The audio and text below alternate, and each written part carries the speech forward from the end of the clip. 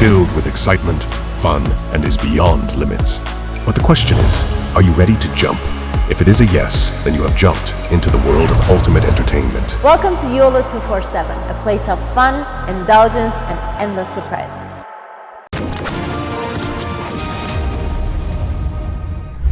जय हिंद दोस्तों, मैं हूं मेजर गौरवारी और आप देख रहे हैं आज की ताज़ा तरीन खबरें।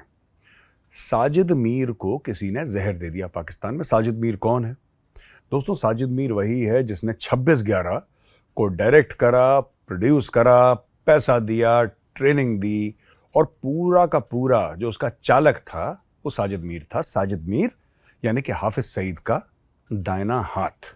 साजिद मीर वो मास्टरमाइंड जिसने सबको एक साथ एक कड़ी में पिरोया और 26/11 जैसी भयानक टेरर एक्ट मुंबई में करवाई, वो साजिद मीर।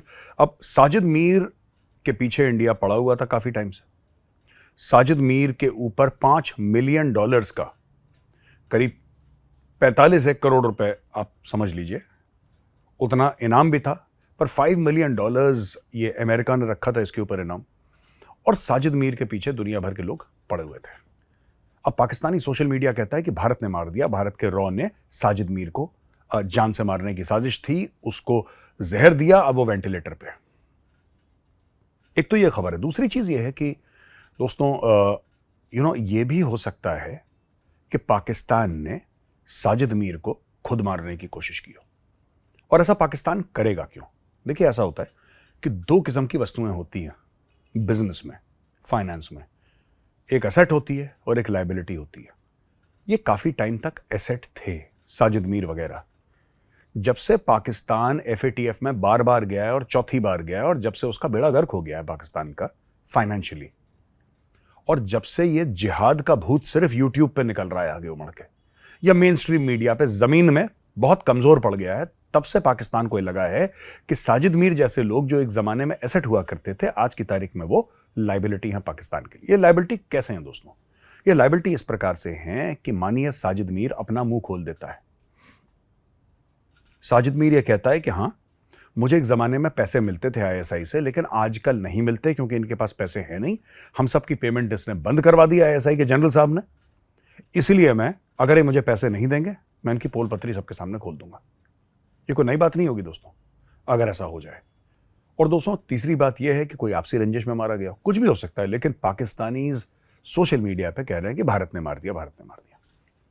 अच्छा, एक और खबर है हमारे पास, और ये बड़ी, इसके ऊपर मैं बातचीत कर रहा हूं काफी टाइम से। इनफैक्ट जब से फ्रांस में दंगे फसाद हुए थे, जून के एंड में मेरे हिसाब से आई थिंक शुरू हुए थे, और जुलाई भर में वो दंगे फसाद रहे, और काफी हजारों गाड़ियां जली हैं, कई 100 बिल्डिंगें जली हैं फ्रांस में। पूरी अराजकता का माहौल था पूरे फ्रांस में।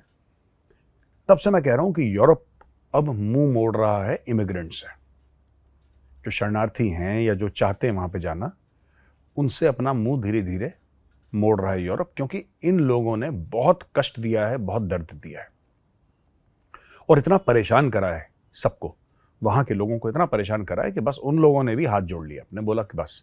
लेटेस्ट न्यूज ये है कि ऋषि सुनक ने बोला है कि हम लोग अब जो इमिग्रेंट्स हैं, पिछले साल तकरीबन 7.5 लाख लोग आए थे इंग्लैंड में सेटल डाउन होने के लिए, 7.5 लाख। इस बार ऋषि सुनक ने बोला है कि मैं 3 लाख कम कर दूंगा।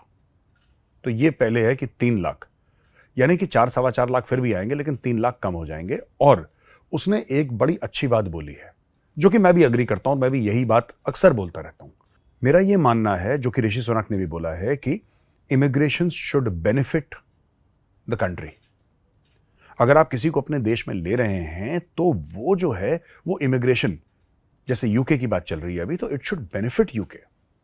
ये किसी और देश को बेनिफिट कर रहा है, जहां से ये लोग आए हैं उसको बेनिफिट कर रहा है, क्योंकि पैसे ये लोग वापस उस देश में भेज रहे हैं, या उन पर्टिकुलर लोगों को बेनिफिट कर रहा है। यूके को कोई फायदा नहीं। आप देखिए, अब आप देखिए दोस्तों, जब इजराइल और हमास की लड़ाई शुरू हुई, 7 अक्टूबर को हमास ने अटैक करा, फिर इजराइल ने जवाबी कार्रवाई करी है। तब से हुआ क्या है? तब से आप देखेंगे कि इन लोगों ने अपना असली चेहरा दिखाया है। ये मोरक्को के रहने वाले, ये यमन के रहने वाले, ये फिलिस्तीन के रहने वाले, ये लेबनान के रहने वाले, ये सब जो प्रॉब्लमैटिक देश हैं, पाकिस्तानी, ये सब जो प्रॉब्लमैटिक देश है ना, इन लोगों ने अपना असली घिनौना चेहरा दिखाया है वहां पे। लाखों की तादाद में सड़क पे निकले, सब कुछ डिसरप्ट करा। और भी इनकी हरकतें हैं, कभी और डिस्कस करूंगा आपके साथ। तो मुझे लगता है कि कहीं ना कहीं खतरे की घंटी यूरोप में बज गई है।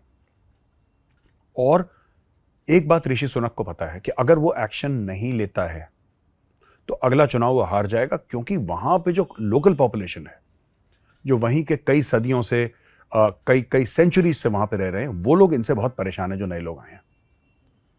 मारपिटाई करना, murders, rapes, different kind of crimes.